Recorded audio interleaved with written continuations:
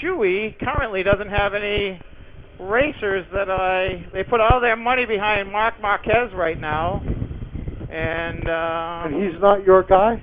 He is not my guy. I would not wear a Marc Marquez helmet.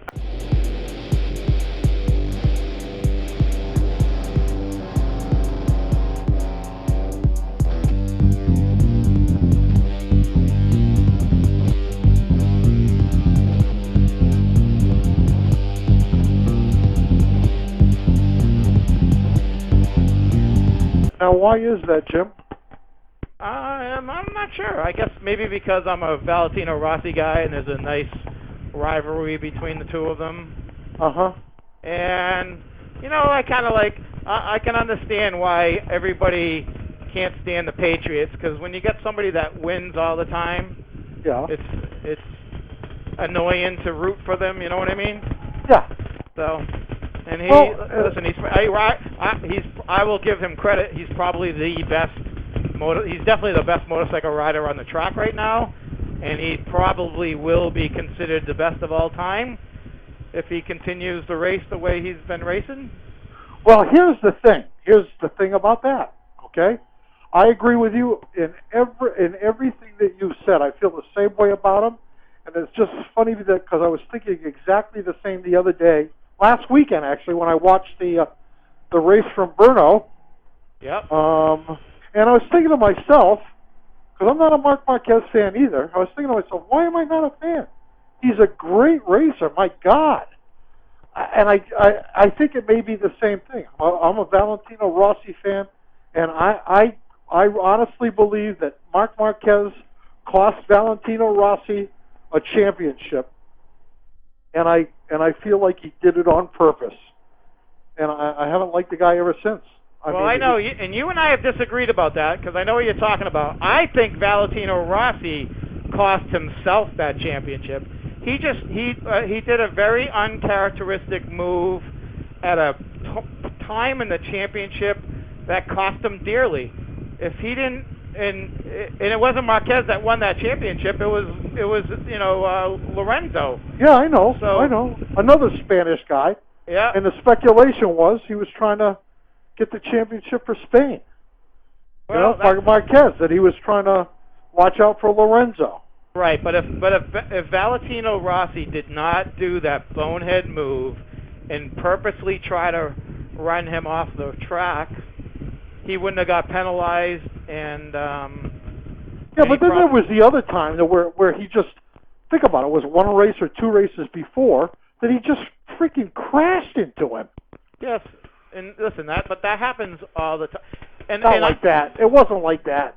It wasn't like an inadvertent, I got too close to you in a curve. It was like the guy T-boned him, for crying out loud, on purpose. Well, that's all speculation. I mean, I understand. Listen, Marquez has that reputation. He has that reputation of being a dirty, aggressive rider. And I don't have a problem with Rossi or anybody else retaliating against somebody that does, what he does. The problem that Rossi did it in a time when it lost him the championship. He should have waited until he won the championship and then had his little comeback against them. That's the problem that I have with Rossi. He let his emotions get the better of him, and he lost the championship. There's no two questions. Yep. He decided he was going to lock horns with the little punk kid from Spain. Yep. And, okay, well, whatever. And listen, let's not forget, at one time in Rossi's career, he was the little punk kid from Italy doing the exact same thing that that Marquez was doing. Yeah, but he was doing it with amore. Right. But listen, so that's why I'm not a Marquez fan, and I'm a huge Rossi fan when that happened. But I'm a very realistic guy. I'm not going to turn a blind eye to Rossi just because I'm a fan of his. And but it is what it is, and that's what happened back then. And since then, Marquez has proven to be one of the best ever. Well, you know, and that's where I started this. I was going to say, well, there is that, but let's not forget, okay? He is a good rider. There's no two ways about it. But let's not forget that Rossi was in the same exact situation. But Rossi did something different. He wanted to prove that it wasn't Honda that was winning him races. Yep. It was him. And he went to Yamaha, right? Yep. To prove what a good racer he was. His attitude was, I'm the best racer in the world. I can win on anything. Let's see if Marc Marquez has the chutzpah to do that. Agreed. Yeah, so you're right. If Marquez wins the same amount of championships as Rossi, but he does it only on that Repsol Honda, then that's a great argument for that's a great argument for saying, you know, he can't be the best ever unless he can hop off that Honda and do it on a Yamaha. Yeah, that's the way I feel about it. Yep. That's the way, because, you know, Agostini did, right? Yep. He won on one brand bike. Can you name the other racer to win a 500 or a MotoGP championship on two different brands? Was there only one? Well, there's one more. Yeah, I was going to say on two different brands to win a MotoGP championship on a 500 or just a MotoGP championship? This was in the 500 days.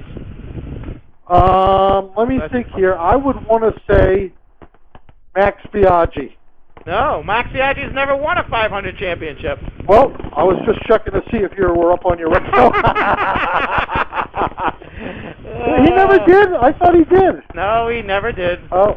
But listen, he's unique because he won a 250 championship, a 125 championship, and a World Superbike championship. So that's pretty cool about Max Biaggi. Oh yeah, it wasn't Troy Corser. Troy Corser's never won a 500 championship. Rich? Oh no, that's right. He was already. But listen, those days had already passed. Yep, and right. here's a great thing about Troy Corser, a piece of trivia that you can. I'm sure some of your subscribers are knowing exactly what I'm going to say right now. But he has the longest span of time between World Superbike championships. He won in 1996 on a Ducati, and then he won in 2006 on a Suzuki. So 10 years after, 10 years in between his World Championships. Pretty good. Yeah. But the only other person, now Rossi did it, Agostino did it. Not Barry Sheen? No. You know what? There could be a racer in the 70s or 60s or even the 50s, because the modern era of racing started in 1949. Right. That's right. And so there might be like a Phil Reed might be one, or a Mike Hailwood. I'm not sure if either one of those guys, but my time is the 70s and the 80s and the 90s, and so Eddie Lawson did it in 88. I'm sorry, in 89, 88 and 89. He did it on a Yamaha in 88 and the Honda NSR in 89. Okay. That's the only guy? That's the only other guy. Yep. And it was the next year, so that's another. Well, no. He did it in consecutive years? Correct. On different bikes? On different manufacturers. That's kind of pretty amazing, really, when you think about, just what it took to get used to a freaking 500cc MotoGP bike to be able to do it in consecutive years. So was his first year on the Suzuki that he did it? Nope, on the Honda. On the Honda, I meant the Honda. Yeah. So, in '88 he was on the Yamaha OW01. Yep. Racing. His team boss was Giacomo Agostini. And Eddie Lawson and Agostini did not get along. This is the rumor that I read. I remember from reading this in the magazines, reading magazines back then, was Eddie could not get along with Ago, and he was the world champion, and it was the first time a world champion had left a team to go to another team. And at the time, the NSR was super high horsepower, on-off switch type bike, and everybody said at the time nobody could race it. It was like a rocket, but it just was so unpredictable and so unrideable that they thought it was going to ruin Eddie's career. And he was able to hop on that NSR and win the championship in '89. Sick. Yep. Just sick. Steady Eddie Lawson. Steady Eddie. So Eddie, if you're listening, we love you, Eddie. Absolutely. Those are my years, man. When I found 500 GP racing back in 1983, and that well, here's my question: how the heck did you watch it? Well, it's really a cool story. Because at the time, my parents, I grew up kind of a lower income family. You know, we didn't have, we only had one TV in our house. We didn't have a VCR until 1983, so I was in high school when my parents finally bought their first VCR. And then I know it took them 4 years how to figure out how to use it. Yeah, right? the clocks flash 12 like the.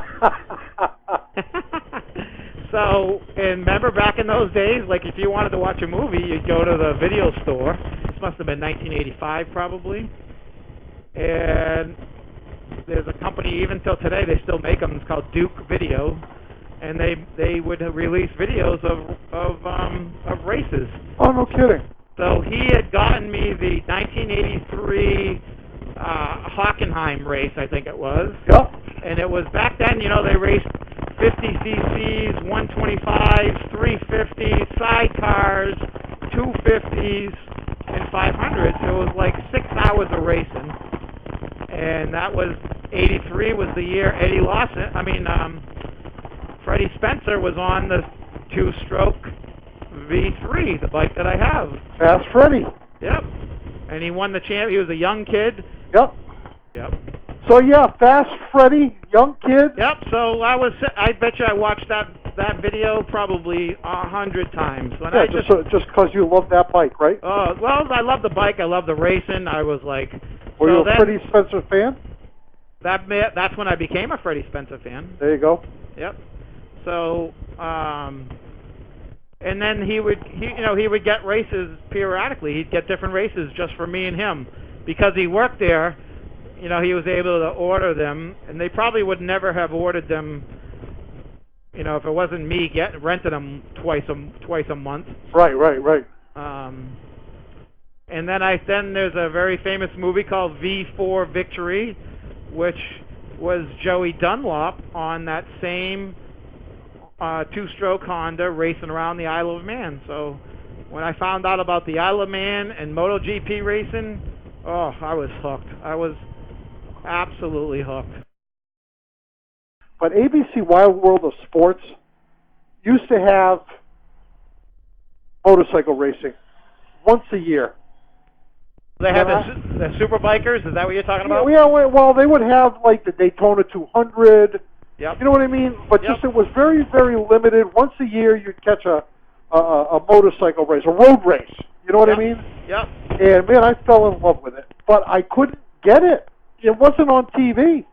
You couldn't see it on TV. And then back in, what was that? Maybe the late 80s, early 90s.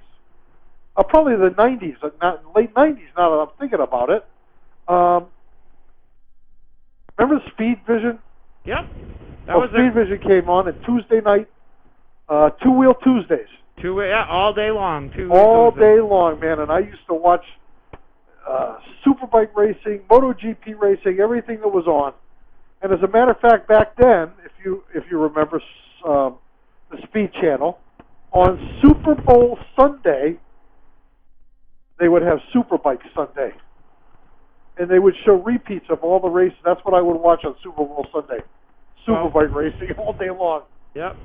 So, and I still have them today. In my attic, I have a box of VHS tapes.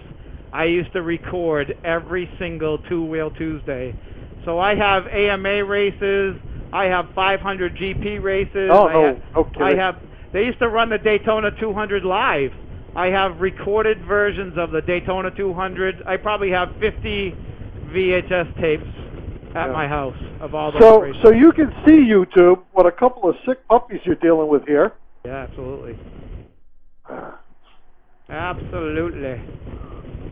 Superbike Sunday instead of Super Bowl Sunday. How many guys can say that? Yeah, no, we're getting gas right here. Oh, beauty, baby, beauty. On the right. Okay, well, well, hoping we have a chance for me to run out of gas. That'd make good content. Yeah, well, that's what I figured. It would be a good video. Me on the back of your bike riding bitch. No butts to balls, Richard. No butts to balls. You're going to have to turn around face backwards. Okay, I can do that.